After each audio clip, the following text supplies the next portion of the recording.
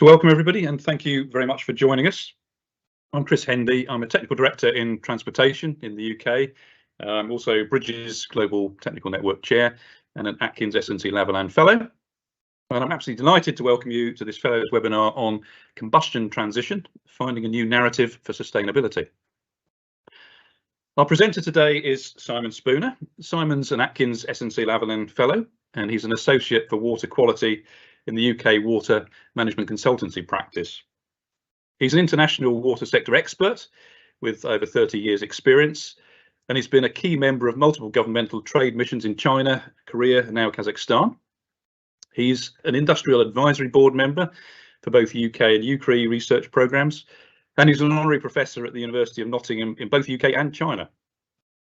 He's also a visiting lecturer at Cambridge University in the UK, and he's done the same in multiple universities across China while he was working there.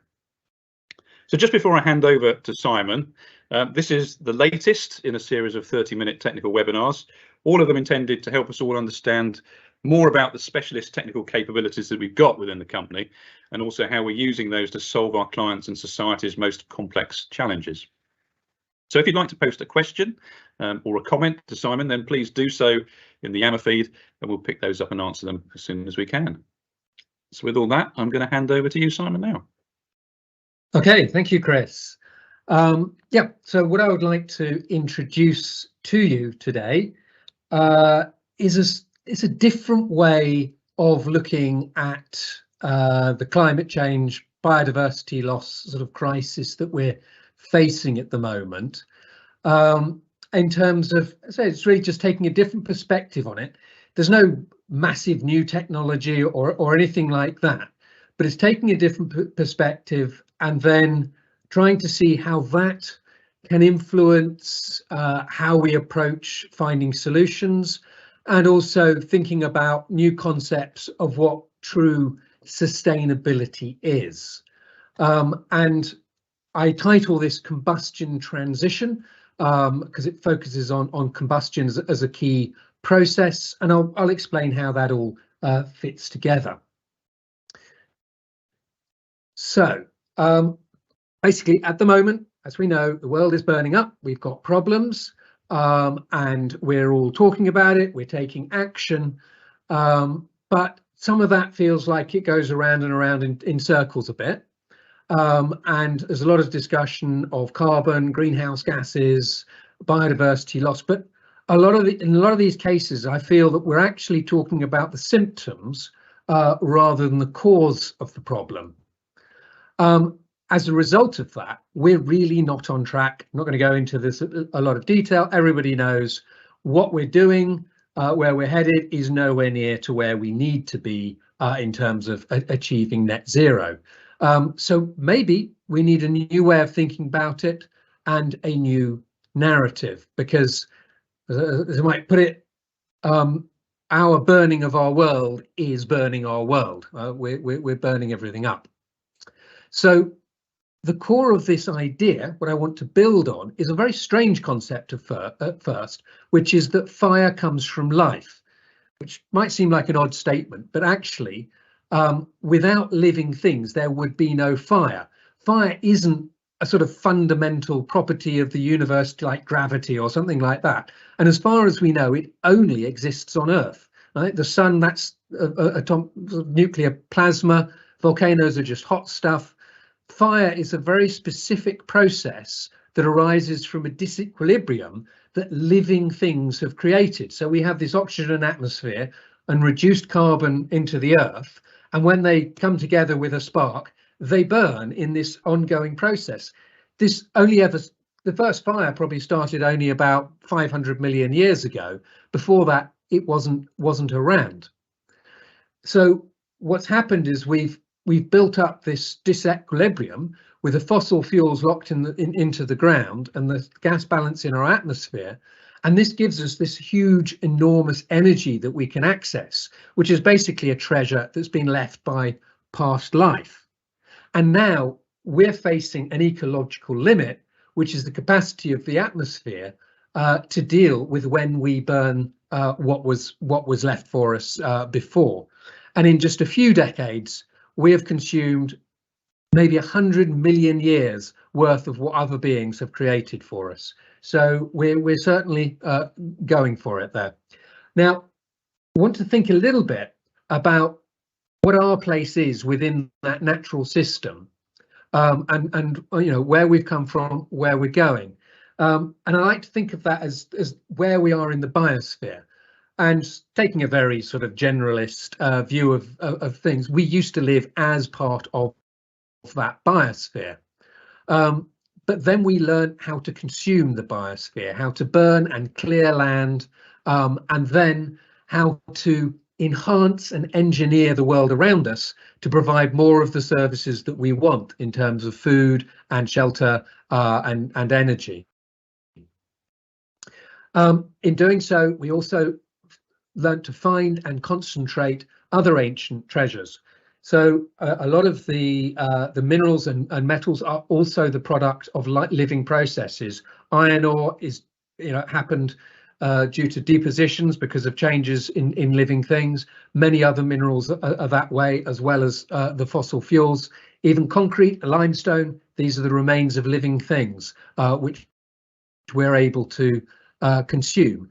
And it's our use of combustion to give us heat, power, mobility, and products that gives us the power to use these things. And the result has been a massive explosion in population in just the last century or so. Our ability to sustain huge cities, which allows billions of people to live in relative wealth. There are back in the past, most people lived in abject poverty and just a few were wealthy and comfortable. Now it's the other way around. Most of us live in pretty much, you know, we have enough to eat, we're quite wealthy, and the number of poor people has reduced. Maybe it's going up again now, but that's been the trend. The consequence has been pollution and impoverishment of much of the world, and we all know the negatives there, but we also have to acknowledge that we have acquired a lot from that process. We've acquired great knowledge, we've built infrastructure, we have wealth, and even those that may feel they only lose from the sort of industrial process, actually they benefit as well. They get those products, the cars, the buildings, the materials that have been developed. So what's the way forward? How do we go out, move away from the destructive approach into a properly sustainable way forward? And in this little diagram there, you've got in the middle is the biosphere, consisting of ecosphere, hydrosphere, lithosphere, atmosphere. We need to stop consuming that in order to get what we need. Now, enhancing the biosphere processes, that's better than just consuming them. You know, if we fertilize the soil, we get more from it. But really what we need to be able to do is embrace the biosphere, to be sustainable and to harvest what we need from diverse, sustainable living systems. But first of all, to get to that, we have to bypass the biosphere to get our energy. That's another strange sort of statement or wording. But basically, what this is saying is all our energy ultimately comes from the sun, and some of you might recognize that little picture from childhood. But you know, the sun is shining down, and that provides that energy. Most of it has been locked into the biosphere, and we access it by burning that. But if we avoid that, if we go through renewable energy, nuclear energy, then we can have those energies that we need to sustain our cities, make our materials without consuming everything. And in the meantime, we have to learn to embrace the biosphere. So acting as stewards of diverse multi-species systems, which means not so much engineering as curating systems, understanding the symbiotic relationships between different things. And this is much more difficult, much more demanding than the way we manage the world at the moment. It requires a deep knowledge, understanding of the connections between ourselves and the living things. And that's the sort of development we need to go down. On the way there, sort of as a transition to being able to fully embrace the biosphere, is what we do now, this enhancing of it. Now, a classic example of enhancing biosphere is a wastewater treatment work system. Sounds a bit random, but there you're taking our waste, you're blowing air into it, you're creating a massively accelerated living system that provides far, far greater service than any natural system would, because we're providing some infrastructure and we're providing energy and we're accelerating what biological systems can do. Same with fermentation processes and increasingly in agriculture. You know, if we have greenhouses, we have LED lights, we have hydroponics, we have fertilizers, we can drive, and also genetic engineering, we can drive far more from the system. This allows us to get more by enhancement, but also there do tend to be quite a lot of negative consequences from these still. So we need to learn how to work on that combination, how to recreate the processes that give us this amazing sustaining atmosphere that is so unique, but also how to feed ourselves and to get the energy and what we need. And in terms of land use, I think this can be a mixture of increased intensity, greater technology, and also greater extensive management, and giving that space for biological systems. And it's really about, you know, giving the place for nature first. So we need to change the way that we manage land, private, public goods, to understand that we meet not just our needs, but also non-human needs, the other living things. And in this way, we can create something which is also a lot more resilient and diverse, and can manage with our changing climate. So we have to give that space to nature, allow nature to have the resources first. That will help to heal our atmosphere. And the key to that is the diversity and understanding symbiosis. So we need to rethink how we value, how we own land, how we manage it for multiple stakeholders, for multiple benefits. So not just one person thinking about their bottom line, but understanding the complex interactions between multiple needs. And there's a lot of work within Atkins going at how do we do that? How do we develop catchment solutions and nature-based solutions? Now I'm going to cycle back to the combustion bit. Maybe I went off in a bit of a tangent on land use, but it's important to understand where we sit. Combustion, that's the cause 80% of the global greenhouse emissions, the other 20% being that land use. 93% of our total energy use is direct or indirect combustion of fossil fuel or biomass. By indirect, I mean electricity that's been generated from those fuels. And you can see here how that's just massively accelerated in the last 50 years, and how dependent we are still on fossil fuels, and how that impacts in the different sectors. So what I've developed is this concept around combustion transition. And there are a few sort of core principles to this, which I'll go through. So number one is that it's in the combustion chamber that fossil fuel extraction is realized for its economic value. So I put this in orange in acknowledgement of stop oil, because it's not oil that's the problem. Fossil fuels have no value without combustion, or almost, I think you can use some crude oil, it can cure some skin conditions, but there's very little use for it.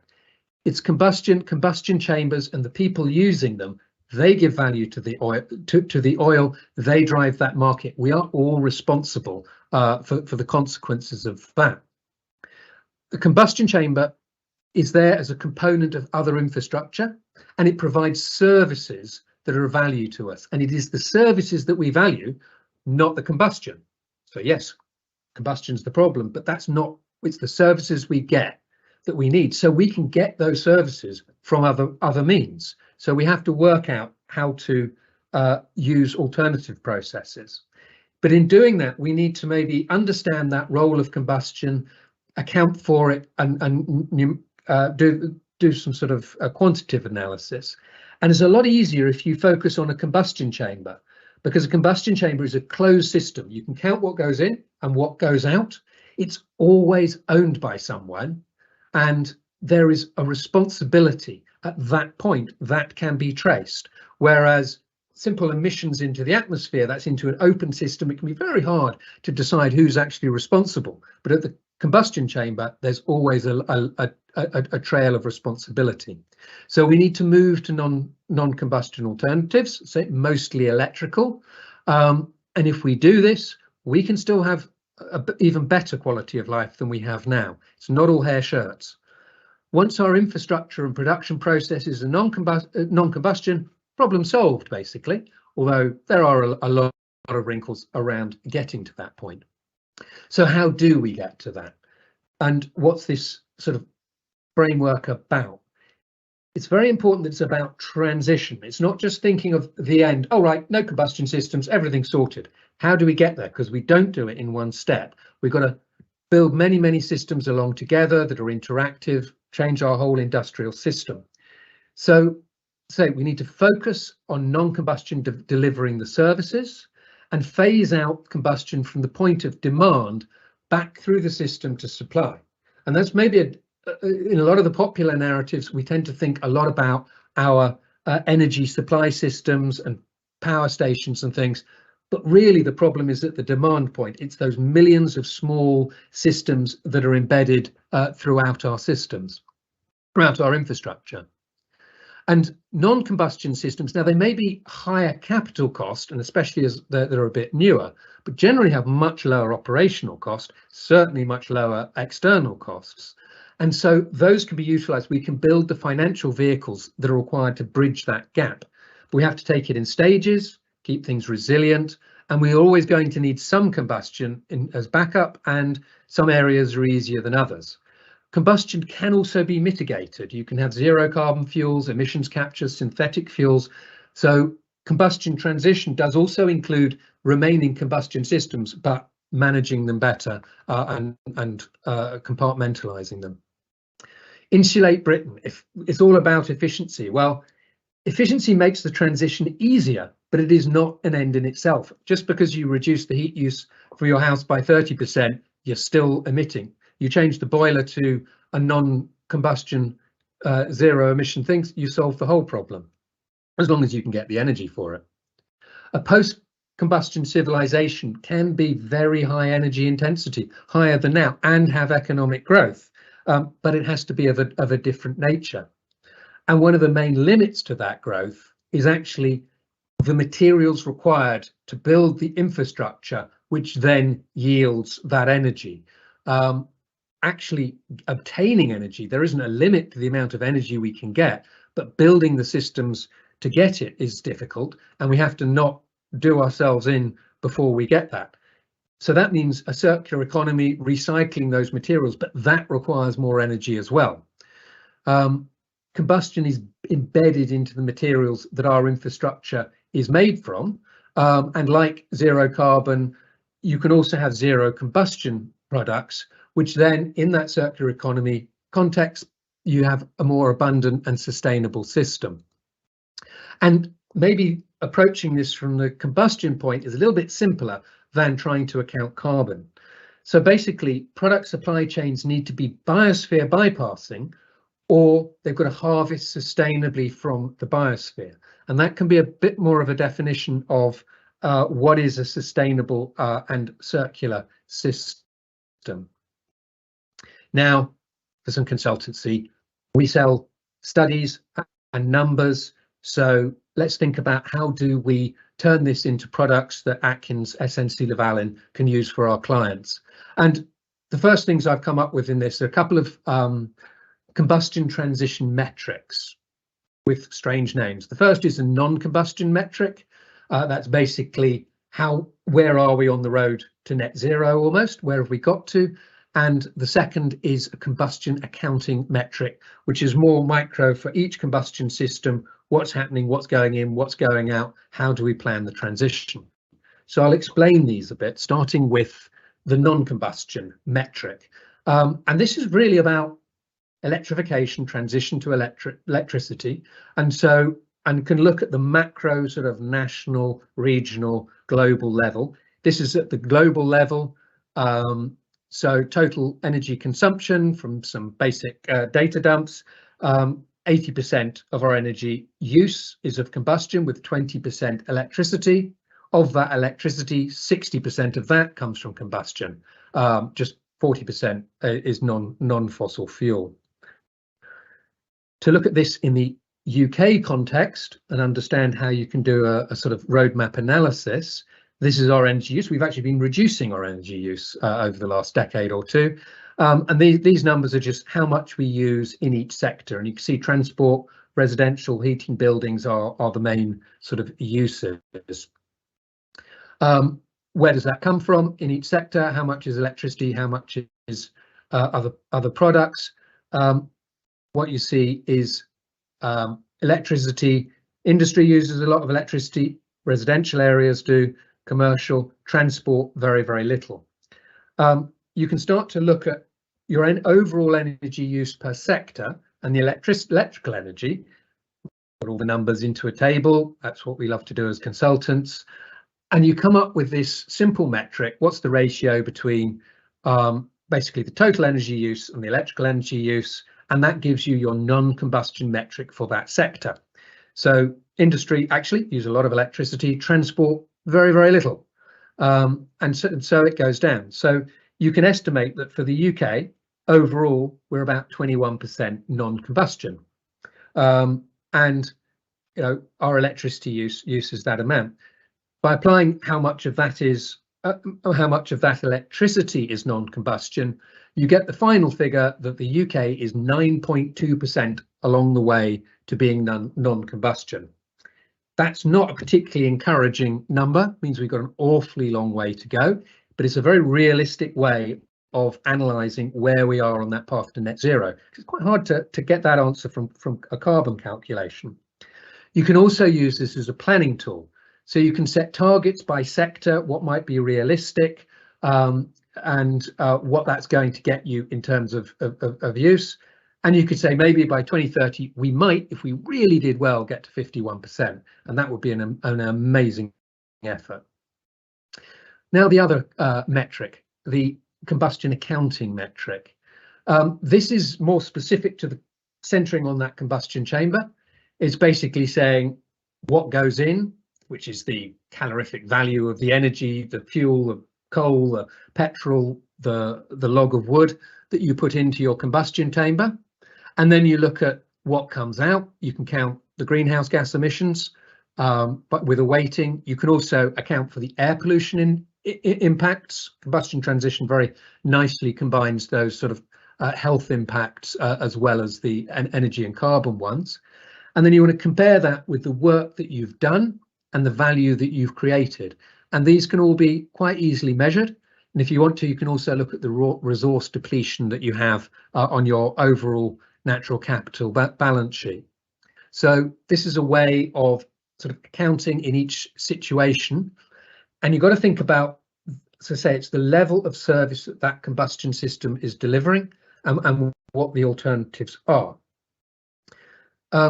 You get a sort of a percentage weighting. These splashy things here, the explosions, these are the combustion accounting metric for a particular sector. So, for instance, for our buildings, we have quite high efficiency, but a gas boiler will turn 80–90% into heat, and whereas our transport system is very low, only 15–20% of the energy that we use in transport is actually used for moving us around. The rest is just lost as heat and waste. You can start to combine the sort of energy use in the sectors with the efficiency, and also you can start to look at what those non-combustion alternatives make. So although we might be 90% efficient with a gas boiler, if you put a heat pump in, you can be 250, 300, 400% efficient, and so deliver the same service for far less energy. And likewise with transport, you switch to electric vehicle, suddenly you can be getting to 80–90% efficiency instead of the 20 or 30. And then you can set goals for the amount of transition for each of those sectors, where they go, what those efficiency savings are. And you can plug these into a spreadsheet, as we do for most of our working life, actually, and you can build those roadmaps. Now, I could show more on these roadmaps, but I think that will be a little too involved for now. But it's to say it's a tool that can look at how the overall system transitions, and also it's very good for plotting out what your future electrical energy demand and use is going to be. What you see is a massive increase in the need for electrical energy use if we want to deliver this kind of transition. I mean, in these diagrams, the outer part is our total use. They're not in proportion, by the way. And the inner part is that electrical use. And you see that overall reduction in our total energy use, but big increase in the electrical component of that as we actually do more, get greater value of services, but use less energy and in different forms. So having come up with that sort of tool for thinking about how you transition at the big scale, how do you actually put the pressure on the people involved to make that transition? And this is where it comes down to the economics and microeconomic measures. So from this, you can develop, come up with the idea of combustion transition funds. So the idea is, how do you get the people who make those combustion systems, who profit from them, to incentivize them to move towards non-combustion alternatives? How do they provide the same service, sell a product that provides a service that is non-combustion? And for that, you can put a initially small levy on each combustion process in proportion to its sort of accounting metric. That goes into a fund which is sector specific, and then the members of that fund can withdraw from it for R&D, where there are a few combustion alternatives, or as it becomes greater, for strengthening the supply chain for the non-combustion alternatives. So the idea is that this starts off as a relatively small levy on current systems, or as a government fund that's added in, and then grows as a proportion so that you skew the market towards the non-combustion alternatives. In time, then those will become self-sustaining, and you can reduce the subsidies eventually, but it does need an engineered transition of market and a lot of work to work out how that goes forward. So basically, these would complement carbon taxes. They focus on those closed processes so that you can get the numbers and the driving responsibility down to the combustion systems owners and the industries responsible for producing them, and who can make that change. So you go through this system and you can come up with the non-combustion alternatives. There are a lot of sort of steps along the way, which would be great to detail. So coming to time, let me give a little summary of where we got to. Basically, net zero, it's a good start in terms of how we go to ultimate sustainability. But there's a lot of rabbit holes you can fall down. Anybody who's tried to do a lot of carbon accounting calculations know it's very, very hard to know where the boundaries are. We need something better. I am ridiculously arrogantly suggesting an alternative to that, but that's one which works with an understanding of both how our industrialization comes about, what the burning of the treasures that we have has done, how we consume land, and how that's displaced living systems, where we need to go to, and from there, sort of how that fits together with this process related to living systems, how that gives rise to fire, how that has given us our industrial world, our infrastructure, and our wealth, whilst impoverishing the natural world. But then how do we turn that into useful concepts? So we need to change that industrial economy and infrastructure. We can focus on combustion. We can use these simple and effective, I think, metrics. A lot more experimentation and development to do there yet, but they can then drive the economic instruments that can try and make that change come about.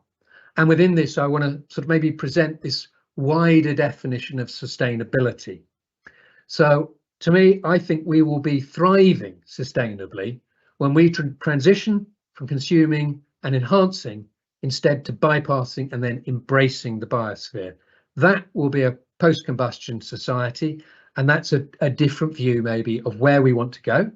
And I look forward to getting feedback and talking about how we can incorporate this sort of concept into the work that we do, where things can be improved, how this might work.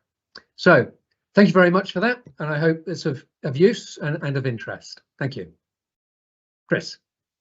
Brilliant. Thank you very much, Simon. I think that was a really fascinating alternative way of viewing the challenges of climate change. And in many ways, I think it's much more tangible, to think of that fraction of energy that's coming from combustion rather than as you said, lots and lots of detailed embodied carbon calculations, in everything that we do. Although, of course, carbon values are also still very, very useful in helping us all do the best that we can to address climate change in our own sort of individual spheres of influence. I think you've given some really clear, simple messages there. I think it's really powerful that focusing on not consuming the biosphere, but embracing it. And also focusing on the fact that what we actually want are the services derived from combustion, not the combustion itself, which clearly highlights and makes the case for needing to manage transition away from combustion without necessarily giving up all the services that we want. So thank you ever so much for that. Really, really fascinating. And thanks everyone for joining us. I'm sure that will have sparked a lot of ideas and questions. So if you do have questions and ideas that you want to share, then please do post them in the Fellows Yammer feed. And Simon will be absolutely delighted, I'm sure, to get back to you on it. Our next webinar is going to be in October, and further details of that will follow shortly. So again, thanks very much for listening, and we'll see you next time.